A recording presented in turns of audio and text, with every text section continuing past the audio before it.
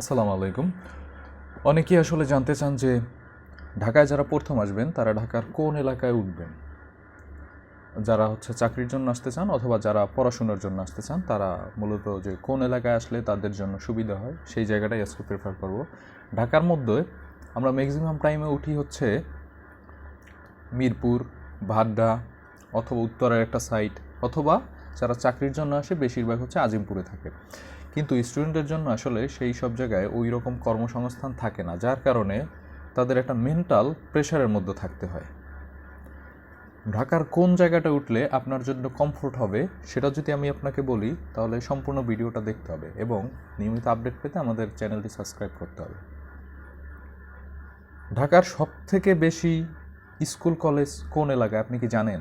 আপনি জানেন না। আমরা ধারণা করি যে হয়তো ফার্মগেটে বাংলাদেশের সবথেকে বেশি স্কুল কলেজ, অথবা বাংলাদেশের সবথেকে বেশি স্কুল কলেজ আজিমপুরে অথবা মিরপুরে অথবা ভাড্ডা, কিন্তু আমরা আসলে এক্স্যাক্ট জানি না যে কোন এলাকায় স্কুল এবং কলেজ বেশি।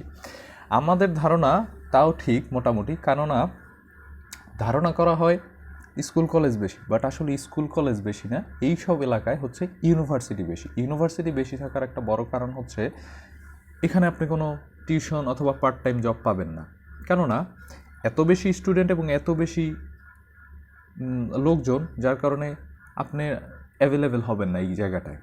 আপনি যদি ঠিকঠাক মতো কাজ করতে চান বা পার্ট টাইম জব অথবা টিউশন পেতে চান, তাহলে আমি আপনাকে সাজেস্ট করব মোহাম্মদপুর এরিয়ায়। এই এরিয়ায় বাংলাদেশের সব থেকে যে বড় বড় স্কুল এবং কলেজগুলো আছে সবগুলো এই এরিয়ায়, এবং এইখানের স্টুডেন্ট এবং গার্ডিয়ান বা যারা অভিভাবক তারা খুবই সচেতন। এখানে রেসিডেন্সিয়ালের মতো আবাসিক সেই বড় স্কুল এবং কলেজ আছে, সেন্ট জোসেফের মতো স্কুল আছে, প্রিপারেটরির মতো স্কুল আছে, মডেল হাই স্কুল আছে, মোহাম্মদপুর মডেল হাই স্কুল। অর্থাৎ যদিও এলাকাটা একটু ডেঞ্জারাস টাইপের, কিন্তু সব এরিয়া না। মোহাম্মদপুরে বিশেষ কিছু এলাকা আছে যেখানে আপনি প্রপারলি টিউশন করাতে পারবেন, প্রপারলি কাজ করাতে পারবেন এবং বেশ সুন্দর। ঢাকার মধ্যে সব থেকে রেসিডেন্সিয়াল এলাকা অর্থাৎ আবাসিক যেই এলাকাগুলো বলি বিভিন্ন কোম্পানির, সেগুলো মোহাম্মদপুরও সব থেকে বেশি, যেমন জাপান গার্ডেন সিটি, নবোদা housing, Mohammadia housing society, Chandrima উদ্যান, ঢাকা উদ্যান, অর্থাৎ এই রকম অভাব নাই।